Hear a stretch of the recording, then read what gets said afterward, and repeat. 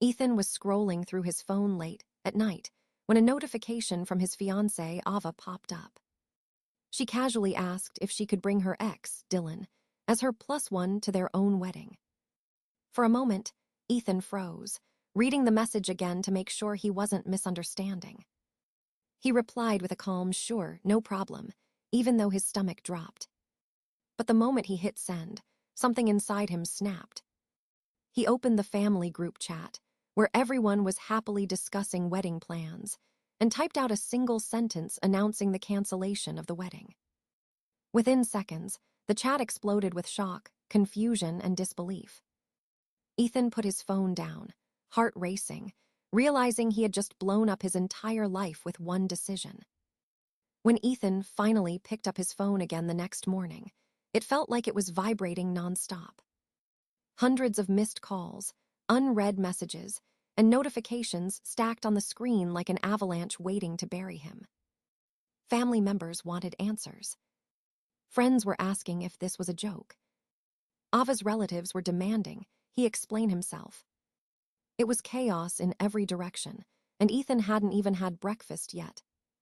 He opened the group chat out of instinct, and the moment he did, new messages poured in faster than he could read.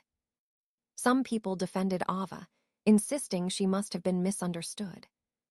Others tried to calm things down, hoping he would reverse his decision. But the moment Ava joined the chat and accused him of overreacting, Ethan felt the anger rising again. He turned off the notifications and tossed his phone aside. A few minutes later, a private message popped up from someone he didn't expect. It was Mia, Ava's younger cousin. Her text was short, almost hesitant, but it carried the weight of something serious. "You need to know the truth. Call me when you're alone." Ethan stared at the message, confused but curious. He stepped outside, took a deep breath, and called her. Mia answered immediately, as if she had been waiting by the phone. Her voice was nervous at first, but the moment she started talking, everything spilled out. She told Ethan that Ava had been messaging her ex, Dylan, for months. Not just a few friendly texts, long conversations, emotional confessions, late-night calls. According to Mia, this wasn't some random request to bring an ex to the wedding. It was the tip of a much deeper betrayal. Ethan felt the ground tilt beneath him as he listened.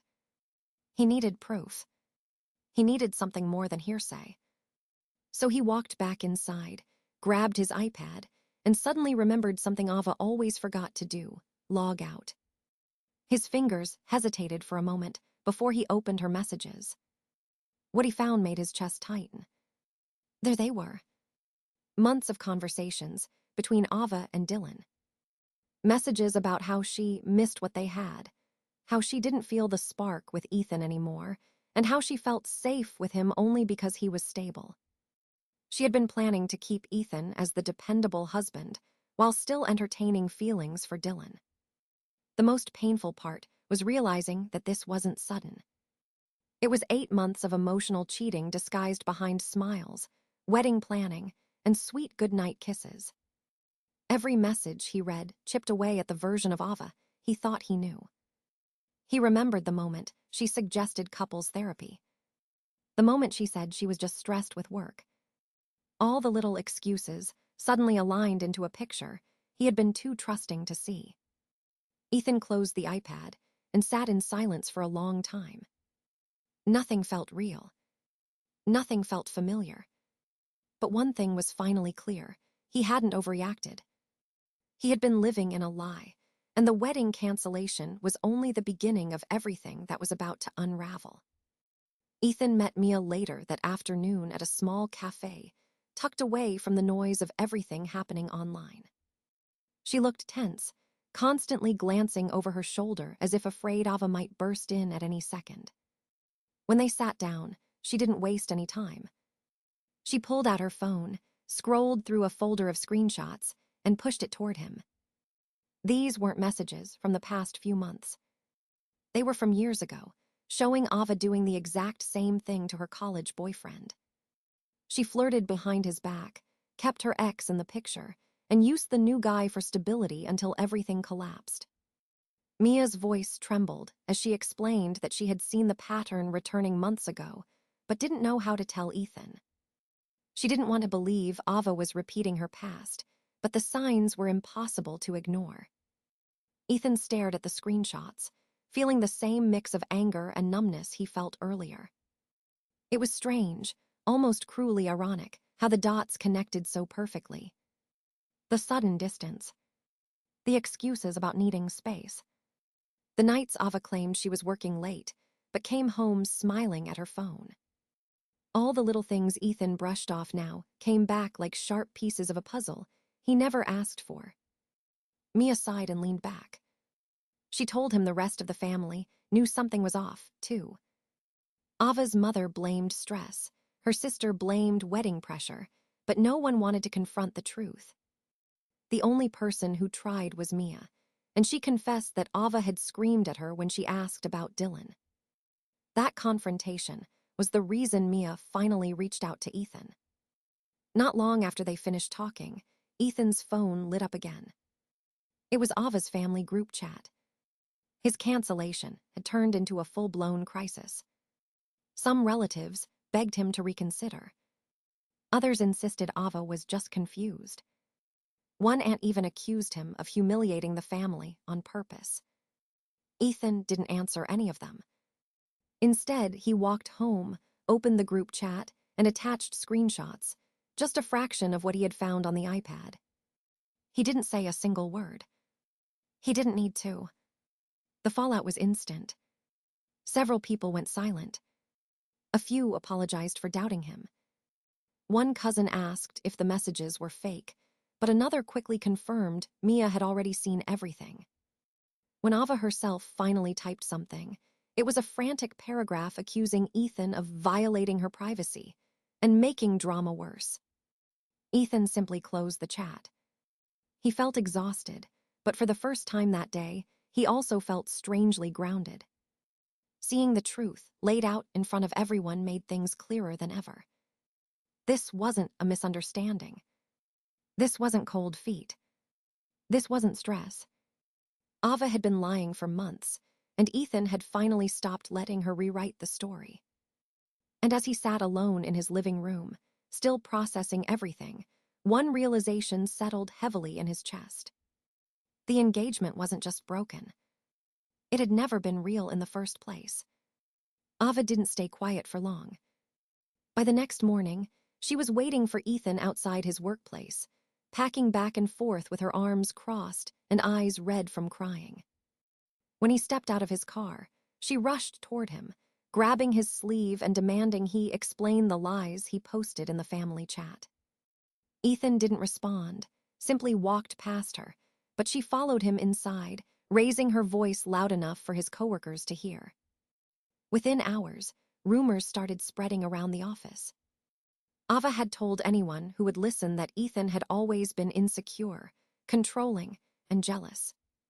She painted the picture of a man who couldn't handle the idea of her having male friends, twisting the story to make herself the victim. Some coworkers gave Ethan uneasy looks, unsure what to believe, while others avoided the topic entirely. But Ethan knew he couldn't let her manipulate people the way she had manipulated him.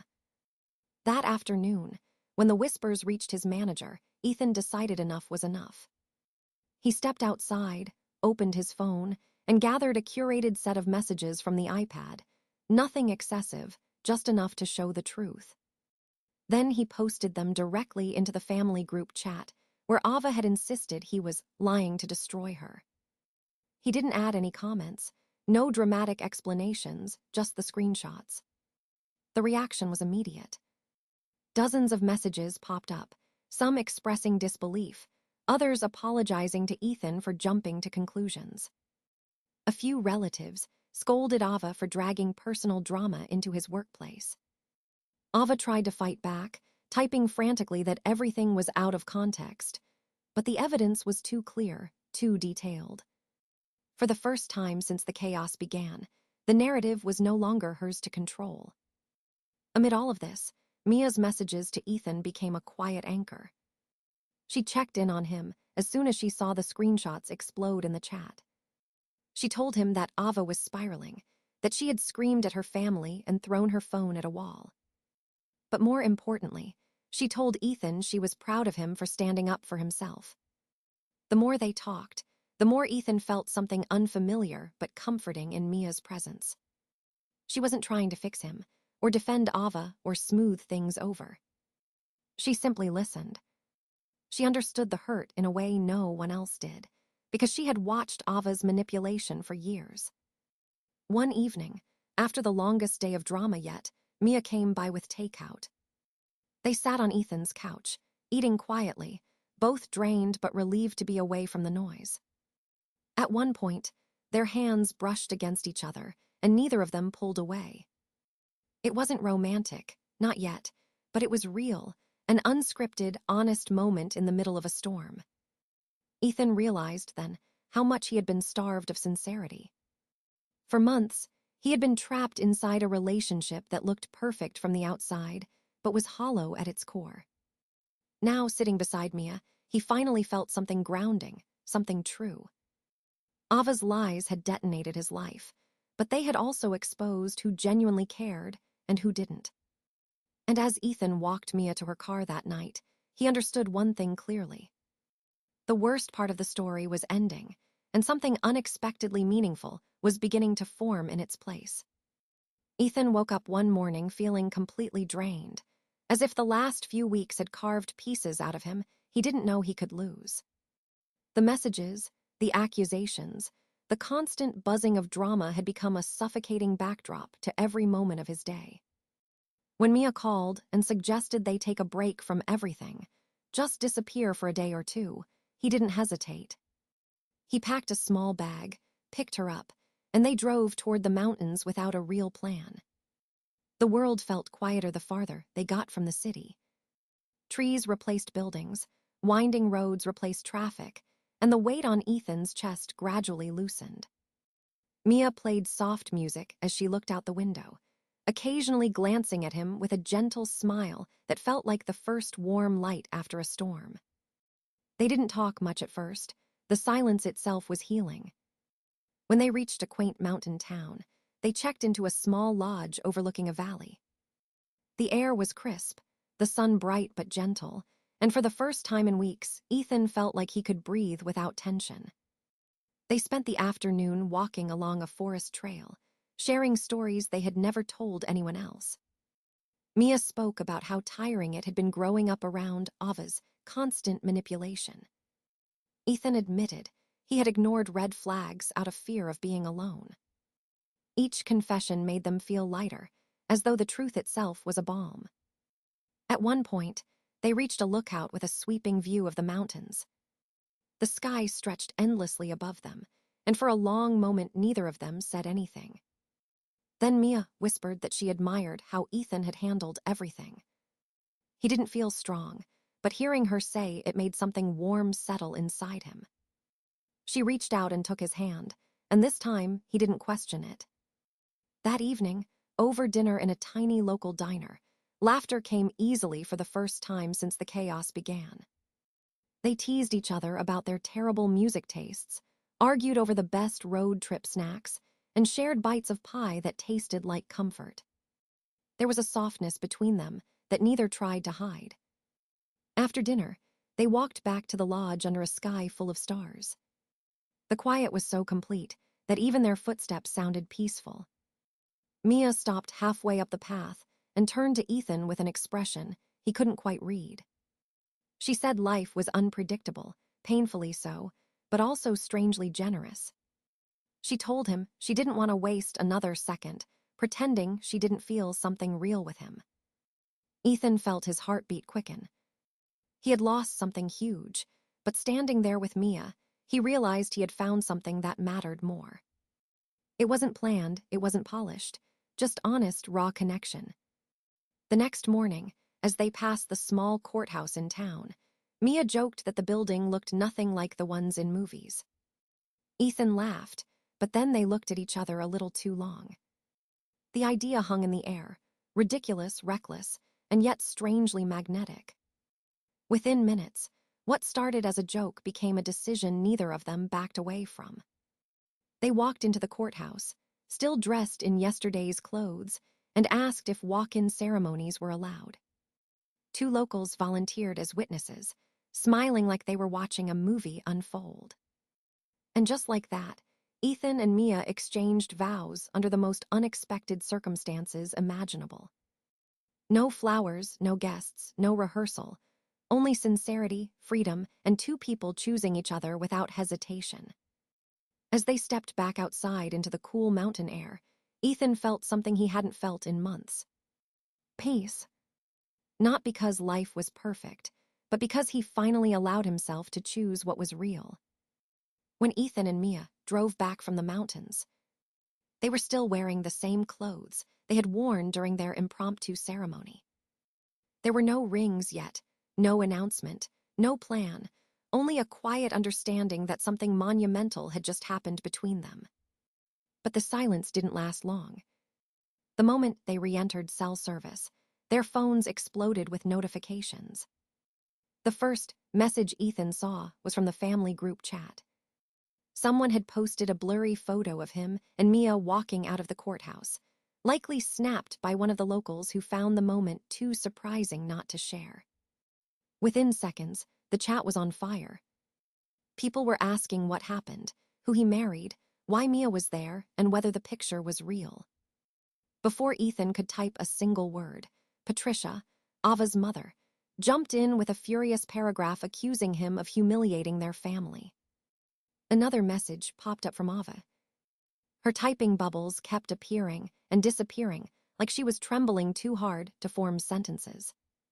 When her message finally sent, it was a long, incoherent rant about betrayal, disrespect, and how he steal-married her own cousin. She called him selfish. She called Mia a snake. She demanded they both explain themselves immediately. Ethan didn't respond. Mia didn't either. The silence only fueled the chaos. In the hours that followed, the tension spread like wildfire. Friends began choosing sides. Some defended Ethan, saying Ava had no right to be angry after everything she'd done. Others claimed it was too soon, that Ethan and Mia must have planned this behind Ava's back. Screenshots of Ava's old messages began resurfacing in private DMs, forwarded by relatives who had learned the truth. Then came the real fallout. Ava's workplace got involved when she showed up sobbing, ranting about being betrayed by everyone. When her manager saw the screenshots that had circulated online, they pulled her aside and questioned her professionalism. By the end of the day, she was put on leave for causing disruption in the office. 2 days later, she was officially dismissed.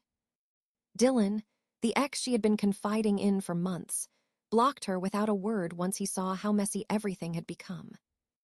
Jordan, the friend who used to cheer Ava on during every argument, stopped replying after realizing how deeply Ava had lied. One by one, the people Ava depended on slipped away, tired of the drama, tired of the manipulation, tired of always being dragged into her chaos. The only person who reached out with compassion was Ava's father. He messaged Ethan privately, apologizing for everything and admitting he had suspected for a long time that Ava didn't value what she had. He told Ethan he supported his decision to move forward with Mia and wished them peace. Ethan didn't expect kindness from someone so close to Ava, and the sincerity of the message stayed with him.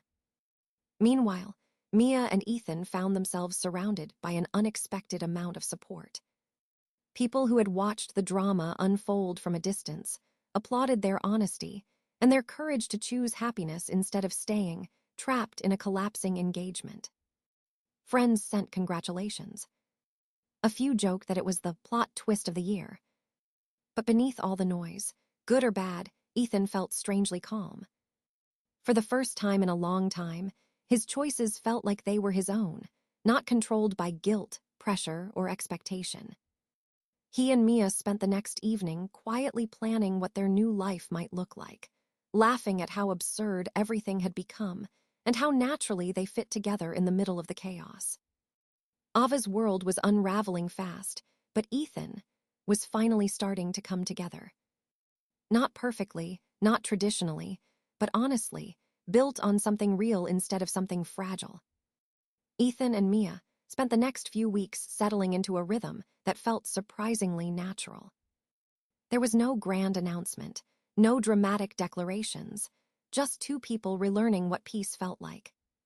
They found a small space downtown that used to be a photography studio, and together they decided to turn it into a tattoo shop, something Ethan had dreamed about for years but never felt free enough to pursue. Mia helped paint the walls, choose the furniture, and design the logo, laughing whenever they accidentally splashed each other with paint. On the mornings they worked on renovations, they brought coffee from the same corner cafe and talked about how strange life could be. Ethan admitted he had forgotten what it felt like to wake up without a knot of anxiety in his stomach. Mia confessed she had spent years afraid to confront Ava's behavior, and helping Ethan had taught her how freeing honesty could be. Their conversations were easy, the kind that slipped effortlessly from jokes to genuine feelings. They both felt like they were rebuilding not just a shop, but themselves. When the tattoo studio finally opened, the turnout surprised them. Friends, coworkers, neighbors, and even distant acquaintances showed up to support them. People congratulated them, not just on the marriage, but on choosing each other with such clarity after everything they went through. Some clients booked sessions simply because they wanted to support Ethan's new beginning. Mia managed the front desk, greeting everyone with warmth that made the space feel welcoming and alive. With the studio running smoothly, Ethan turned his attention to something he had been avoiding, the money they had put down for the wedding venue. Refunding it felt symbolic, like clinging to a past he didn't want anymore. So he and Mia came up with an idea. They contacted the venue and asked if the deposit could be converted into a small community event for local families and shelters. The venue agreed, and together they organized a charity day with food, music, and small activities, using the budget that was once meant for a wedding that never should have happened. People showed up in droves, grateful and surprised by their generosity. Meanwhile, Ava drifted further into isolation. Her messages became sporadic, then accusatory, then silent altogether. Friends who once supported her avoided the constant drama she tried to stir. Dylan had vanished from her life, Jordan stopped taking her calls, and even her mother kept conversations brief to avoid conflict. Ava had always thrived on control and attention, and losing both left her spiraling deeper into resentment. Ethan didn't gloat or celebrate it. He simply let her fade into the distance where she could no longer touch his life. Back at home, Ethan and Mia found themselves growing closer with each passing day. They cooked dinner together, decorated their apartment, and sometimes stayed up late talking about the strange path that led them to each other. There were still moments of doubt and exhaustion, remnants of the emotional wounds Ava had left behind, but they healed through laughter, honesty, and small rituals that became the foundation of their new life. One night, sitting on their balcony with blankets wrapped around their shoulders, Mia rested her head on Ethan's chest and whispered that she had never imagined a relationship could feel this safe. Ethan kissed her forehead and realized the same thing. This was the first time he felt truly chosen, not just tolerated or used. Their story wasn't perfect, but it was real, and that made it more valuable than anything he had lost. As the weeks turned into months, their bond deepened in ways neither of them planned. The studio flourished, their home grew warm and full of shared memories, and the chaos that once consumed Ethan's life became nothing more than a distant echo. For the first time, he wasn't surviving. He was living, building, and loving without fear. Ethan eventually reached a point where the past no longer felt like a wound, but a memory he had outgrown.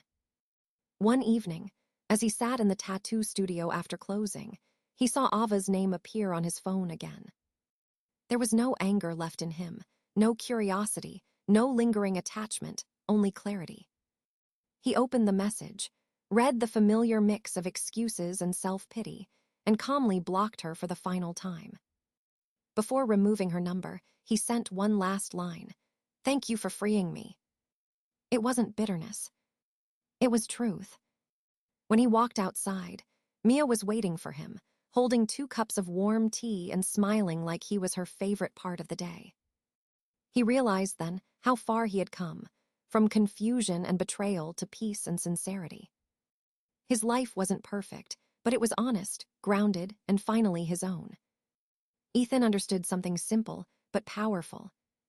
People reveal who they are, and when they do, you have to believe them. And more importantly, you must cherish the ones who stand with you through the fire and choose you without hesitation.